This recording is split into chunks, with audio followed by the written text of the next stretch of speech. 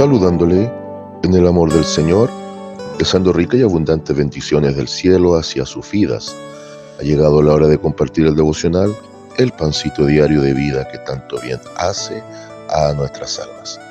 Hoy vamos a concluir nuestra sección de un tema en 3 partes y hemos estado viendo el tema respecto del sometimiento.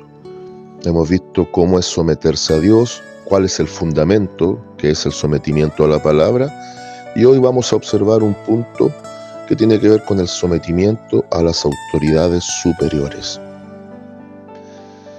Le invito a que vayamos a la carta del apóstol Pablo a los Romanos capítulo 13 a partir del versículo 1.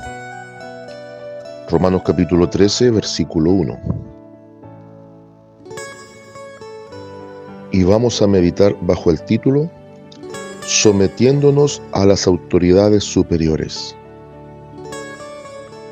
Voy a leer la poderosa palabra de nuestro Dios en el nombre del Señor Jesucristo y dice de la siguiente manera: Sométase toda persona a las autoridades superiores, porque no hay autoridad sino de parte de Dios, y las que hay por Dios han sido establecidas. De modo que quien se opone a la autoridad, a lo establecido por Dios resiste, y los que resisten acarrean condenación para sí mismos, porque los magistrados no están para infundir temor al que hace el bien, sino al malo. ¿Quieres pues no temer la autoridad? Haz lo bueno, y tendrás alabanza de ella, porque es servidor de Dios para tu bien. Pero si haces lo malo, teme, porque no en vano lleva la espada, pues es servidor de Dios, vengador para castigar al que hace lo malo. Por lo cual es necesario estarle sujetos, no solamente por razón del castigo, sino también por causa de la conciencia.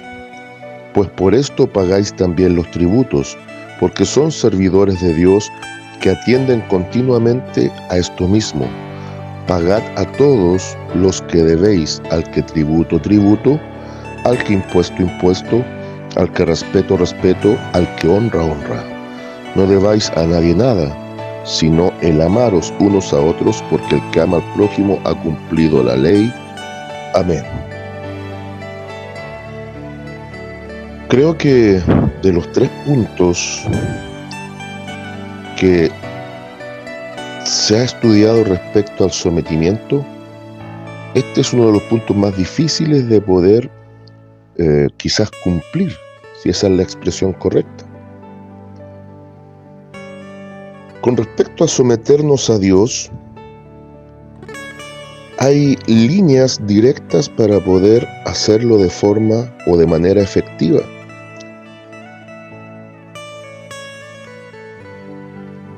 No puedo pensar llevar una vida de victoria si no aplico el principio básico, pero al mismo tiempo fundamental, del sometimiento a Dios. El sometimiento a Dios me va a permitir tener resistencia hacia la tentación, y el sometimiento a la palabra me va a dar la victoria frente a la tentación. Y obviamente el tentador, no podemos separar las dos cosas. Pero el asunto es que el sometimiento a las autoridades superiores me va a permitir un testimonio fidedigno de que soy un hijo obediente al Señor y que también estoy dando un testimonio digno delante del mundo que me observa. Da la impresión que la iglesia o las comunidades de iglesias en Roma, porque con toda honestidad, aquí el apóstol Pablo no le escribe a una sola iglesia. Podemos decir que le escribe a comunidades de iglesia en Roma. A veces pensamos que era una sola iglesia en específico, y cada tanto el apóstol Pablo escribe a una comunidad que está en una zona en específico. Por ejemplo, en la salutación de esta carta, en el versículo 7, obviamente capítulo 1, dice: a todos los que estáis en Roma, amados de Dios, llamados a ser santos. Gracia y paz a vosotros de nuestro Padre y del Señor Jesucristo. A todos los que estáis en Roma. Habían comunidades cristianas en las localidades donde Dios, a través muchas veces del apóstol Pablo, permitió que se levantasen iglesias. Y todo indica que dentro de esta gran consejería, para nosotros el capítulo 12 de los deberes cristianos, hay dos deberes cristianos que son muy importantes y que prácticamente abarcan un capítulo completo, que sería el capítulo 13 respecto al sometimiento de las autoridades superiores, y la del capítulo 14 cuando habla de recibir al débil en la fe. Es bien llamativo que en los demás deberes del capítulo 12, el apóstol Pablo presenta varios tópicos y varios conceptos dentro de lo mismo, pero no profundiza más allá. A lo mejor es que estaba tan fácil de discernir o era tan clara la lógica de lo que él pedía que no abordó más allá la temática. Sin embargo, da la impresión que dos situaciones puntuales necesitaban un estudio más exhaustivo y da la impresión de que no estaban sometiéndose correctamente a las autoridades. Ahora entendamos el contexto. Ellos estaban en Roma, lo que significaría que estaban prácticamente en la misma capital o el núcleo del imperio. Y la idea de sujetarse a César, o lo que César representaba como autoridad superior, probablemente estaba chocando con la realidad de muchos cristianos de aquel lugar. Por otro lado, también estaba aquello del débil en la fe, que muchos a lo mejor no estaban practicando el fundamento del amor hacia sobre todo el más débil. Entonces, en esta consejería extraordinaria del capítulo 13, a veces lo aplicamos principalmente para el contexto eclesiástico. Decimos, Pablo el apóstol se está refiriendo a las autoridades de iglesia, pero en estricto rigor, si hacemos un pequeño análisis o una exégesis de la carta, en este pasaje, Pablo, principalmente el apóstol, está hablando de las autoridades civiles. Las autoridades civiles. Obviamente y por ende nosotros podemos traer también la aplicación de enseñanza hacia las autoridades eclesiásticas, que tendrían también el mismo foco de atención y el mismo fundamento de sometimiento. Sin embargo, aquí el apóstol Pablo en primera instancia está diciéndole a la iglesia o a la comunidad de iglesias de Roma que es necesario someterse a las autoridades superiores, incluso en el aspecto civil, para que también podamos ser dignos hijos de Dios, dando un testimonio fidedigno. De alguna manera el apóstol Pablo está replicando y está extendiendo el concepto dicho por el Señor Jesucristo cuando los fariseos querían prenderlo en algún dicho o palabra y le presentan la moneda de César con la efigie o la imagen de César. Y él dice, ¿de quién es esta imagen? No porque desconociera o no supiera, sino que estaba usando un método, podemos decir, de pregunta retórica para atraer una enseñanza. Y le dicen de César. Y él dice, bueno, pues dar a César lo que es de César y a Dios lo que es de Dios. No podemos pretender nosotros ser personas sujetas a autoridades de iglesia si no aprendemos también nuestros deberes civiles y nuestros derechos civiles que deben cumplirse. Por ejemplo, ¿cuál es un deber civil? Obviamente pagar nuestros impuestos.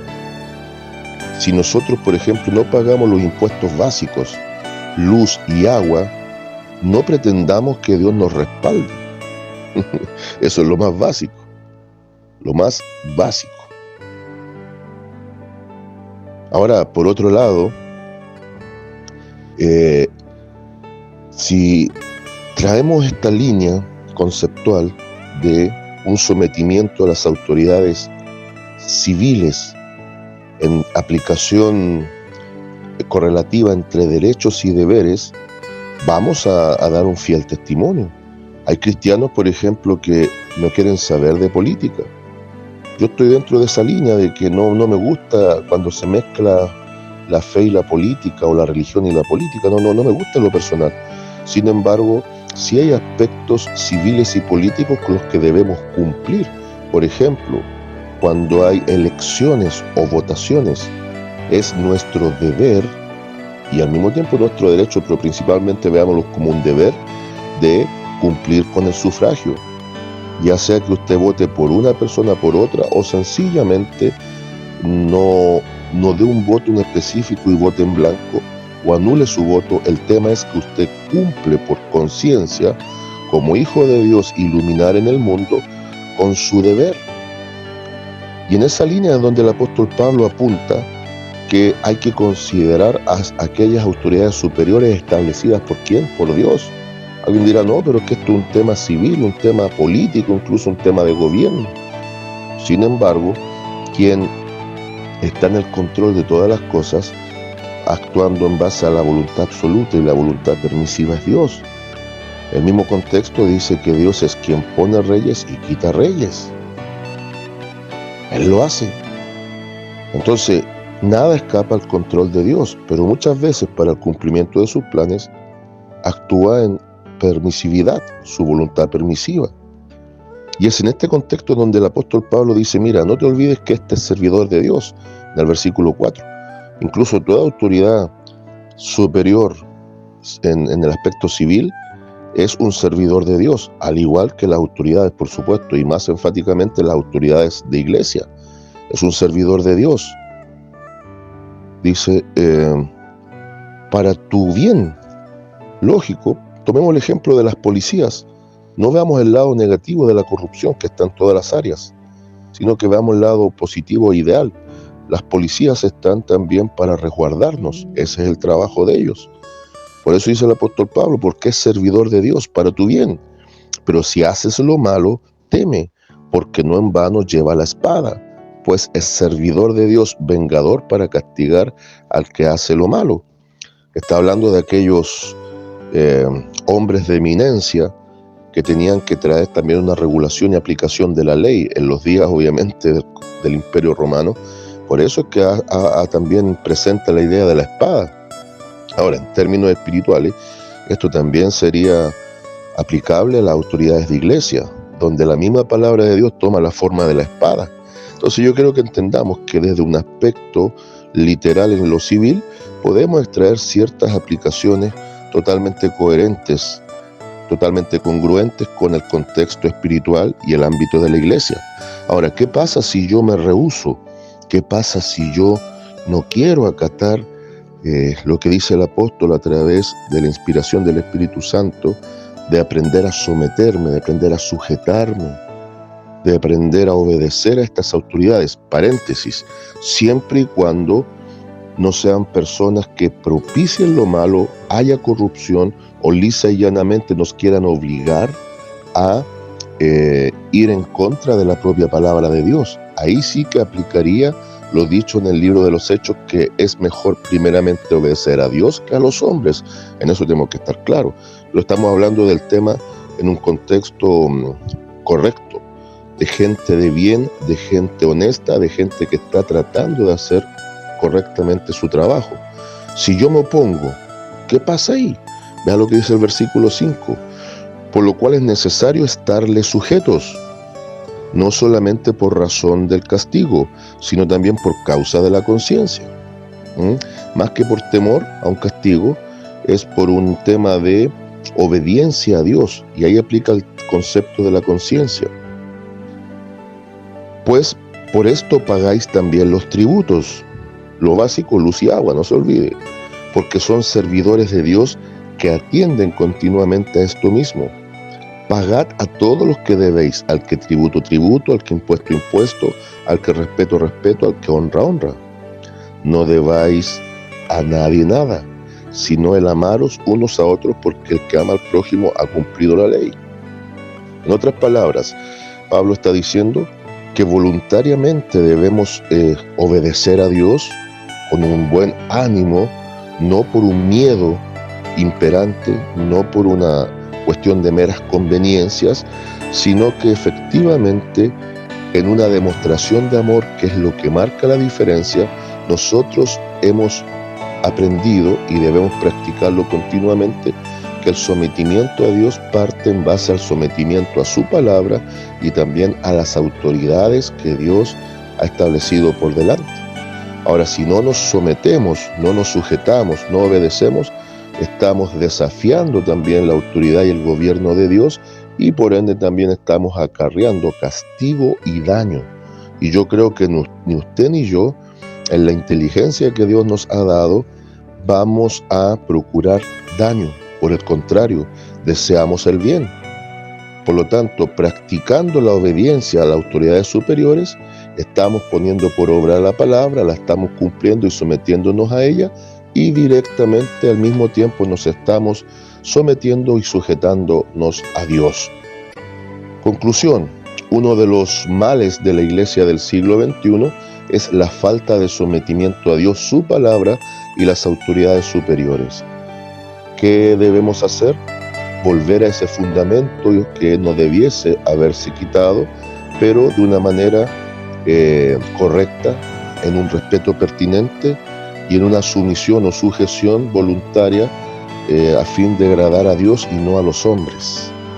No apelo al evangelio del terror para que la gente se sujete, sino del evangelio del amor, en donde siempre nos consideramos eternos deudores del amor de Cristo. Saludo de paz, amor y bendición desde Longaví a cada uno de ustedes.